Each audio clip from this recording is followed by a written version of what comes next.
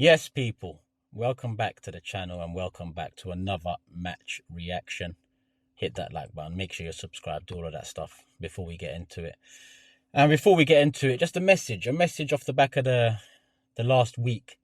I know my fan cam last week on AFTV went mad. The match reaction on my channel, mad. I just want to say that the abuse that Havertz's misses and other players and the family of other players get from football, drop it out, people.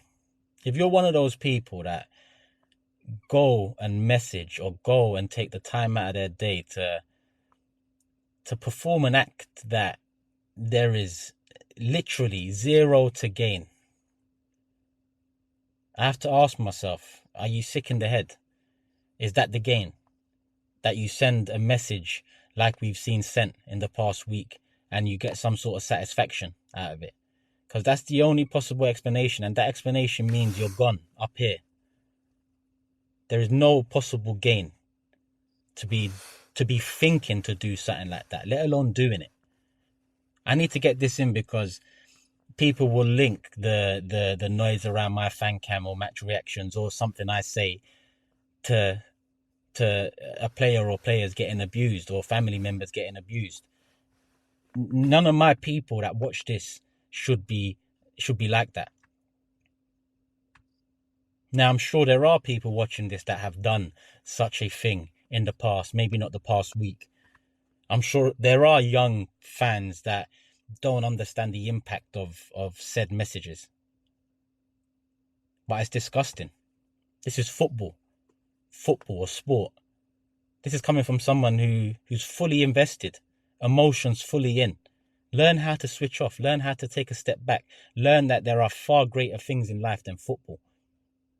Whatever your situation, far greater things than football. So give your head a wobble, check yourself. If that is you, if you feel away, stop. But I had to get that message in, people, because as much as I feel obliged to call out the bullshit from the Cronkies and the club in general over the years, I've also got a platform and I feel obliged to talk of that nonsense too. And I think it needs to be said before anything else. Because I am going to talk about the game, I am going to talk about individual players. But guess what? It's football. So bear that in mind, people. Bear that in mind. And obviously, as we get into the match reaction, you know what time it is. It is sponsored by Proton VPN. I've also had a lot of messages and comments saying, oh, sellout. You can put an ad in midway through a rant. Do you think I'm going to drop my bag whilst watching players collect the bag and drop in performances? Nah, not on this channel. If you don't like it, move. If you need a VPN, scan the QR code. Click the link in the description, link in the comment section. That's if you need it. Even if you don't need it, I advise VPNs help. Keeps data secure, protects your online privacy. Does a hell of a lot more too. Over 8,500 servers available in over 115 countries. I shouldn't have to tell you again. You've been watching. But just in case, there you go. Hit that like button, scan the QR code, and make sure you show Proton some love, people. And let's get into it because it's mad. 2 points dropped. Title of the last match reaction, 2 points gained. And that's the roller coaster we're going to be on for the rest of the season. This week after the Tottenham game, hella messages about, oh, it's all good now. Oh, you wanted, you're not moaning now, are you? I always said that the league is not gone. I feel like enough damage has been done. But as you saw from midweek, Liverpool are not the Manchester City we've had to deal with in the last couple of years. So they will drop points. But as you saw today, as you've seen today, we will also drop points. And that's where my pessimism comes into it. The players shouldn't be feeling like that. The manager shouldn't be feeling like that. The club shouldn't be feeling like that. But where are the players? 18th of January. Arteta's tone has changed. He's gone from internal solutions and market opportunities to we're actively looking for a forward. The links have come about. Zubimendi, summer. Sesko, summer. thought it was Isak, Summer. All noise. All noise to appease us. If we can sneak in alone, if something, if some dominoes drop for us, then yeah, we'll probably do something. But even doing something from now until the end of the window will feel too little too late.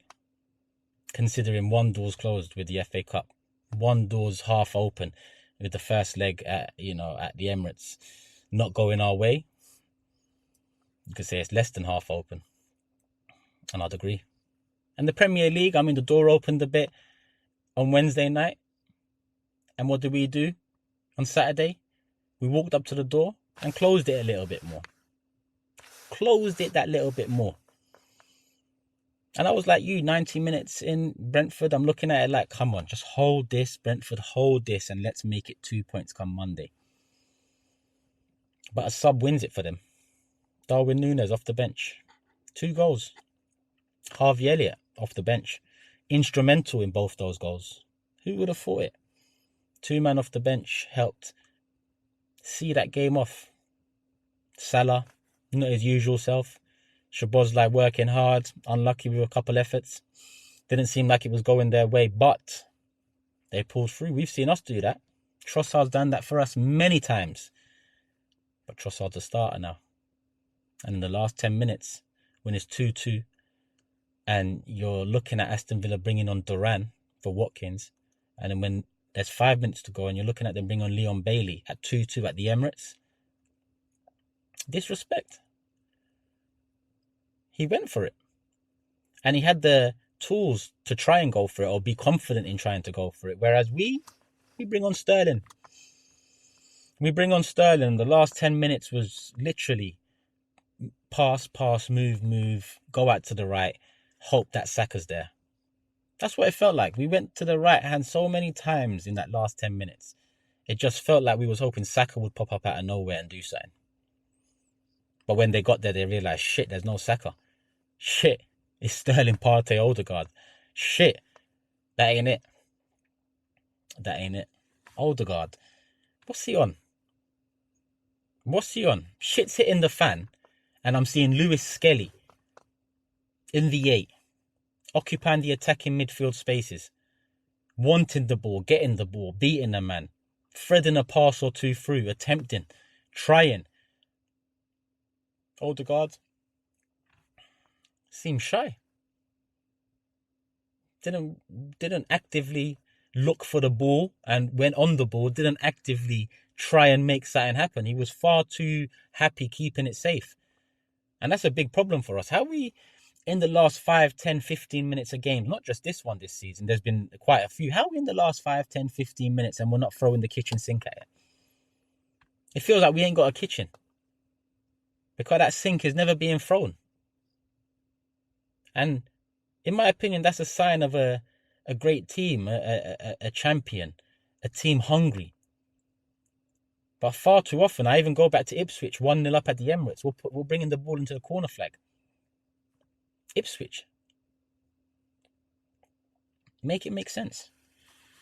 Make it make sense. Trossard, the only attacker that deserves any credit. Any credit.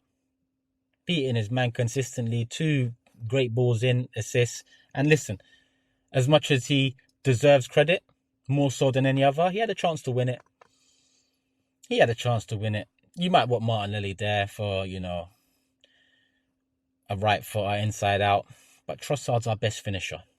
It fell to him and he fluffed his lines. I think that was Lewis Skelly playing him through. But it was offside. I forgot. I just remembered. Apologies, people. Wouldn't have counted anyway. Both our goals. Martinez probably should be doing better on both. Straight to him. Martinelli, great run. Off the shoulder of the defender. Blindside. Trossard, great ball. Martinez should have done better, but it's 1-0. And then what do you want in the second half? You want to take it to them a bit, get the second goal and see the game off. Because as always, we were dominating. We get that second goal. Havertz, great strike of the ball. Clean strike of the ball. But straight at Martinez, and Martinez fluffs his lines. 2-0. Happy days. Who cares how it goes in? It's gone in twice and we haven't conceded. 2-0. Do what you need to do now, boys. We go again. We didn't close the gap, but we go again. Liverpool got another tough away game next week. We go again. Nah, we don't go again. We don't go again. Instead, we let them back in it. Great ball into the box. Tielemans, similar to Martinelli's run, off the shoulder, blindside of Gabriel, gets in front of him. Not Gabriel, Marino, sorry. Gets in front of him, plants his header. Nice goal. Might be a Marino own goal. I haven't watched it back. At that point, you think, all right, there's a game on here. Reset. Like we like to reset a hell of a lot. We reset when we don't need to reset. But when we need to reset, nah, forget a reset. 2 minutes later, Tielemans, there you go, edge of the box. Some might say for his ability, should have done better. Hits the post. Warning, warning, warning. But hey, we allow crosses into the box, and one of those crosses we paid for. Now I'm looking at Thomas Partey. This ain't an excuse. Some will say he shouldn't be at right back, and I agree. This is the whole Play-Doh analogy again. Mikel loves the Play-Doh. He loves a bit of Play-Doh. You can fit it in there. You can fit it in there. You can even mold it in there. You can even half the Play-Doh and put one half there and one half there. You can invert the Play-Doh. But moments like that show why a specialist is needed. The piece is needed. And this ain't even me talking about the attack.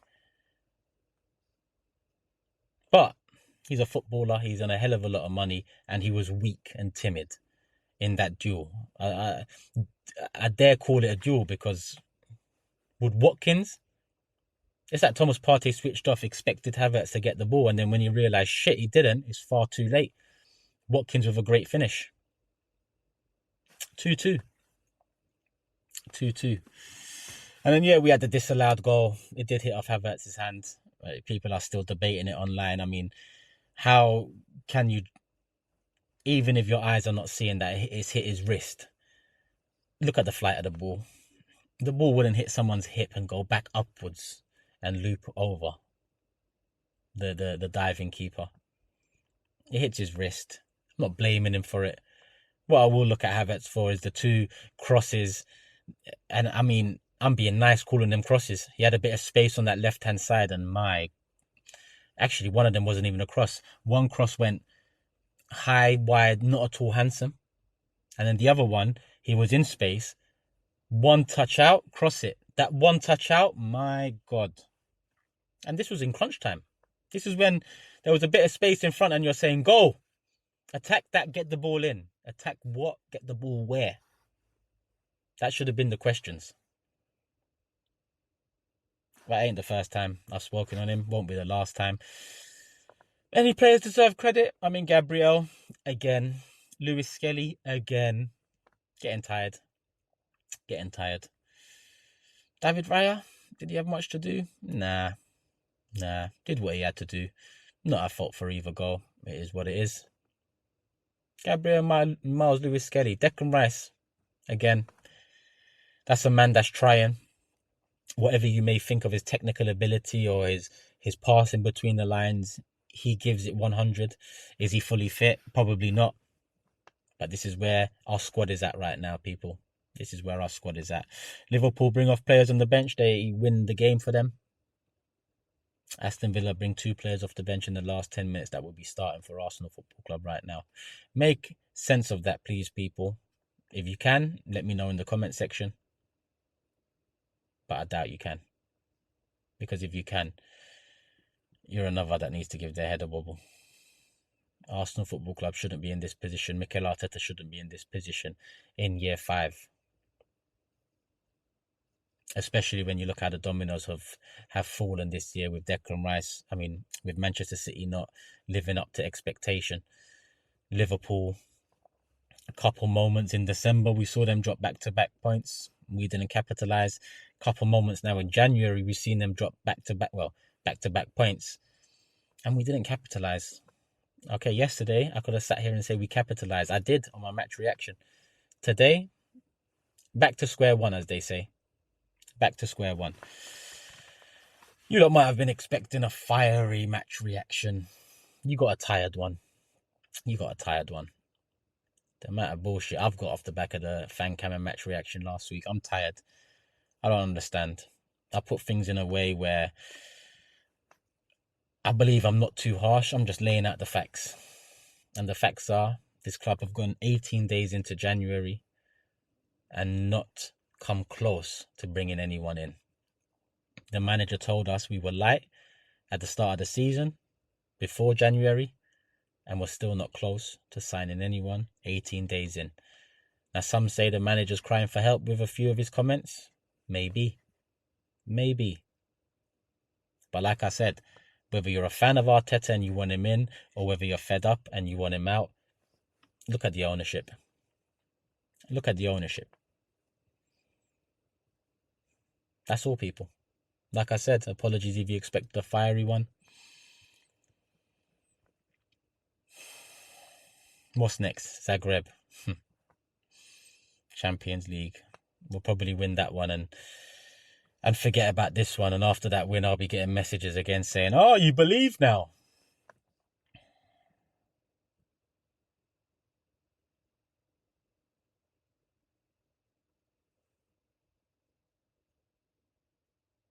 Hit that like button, people.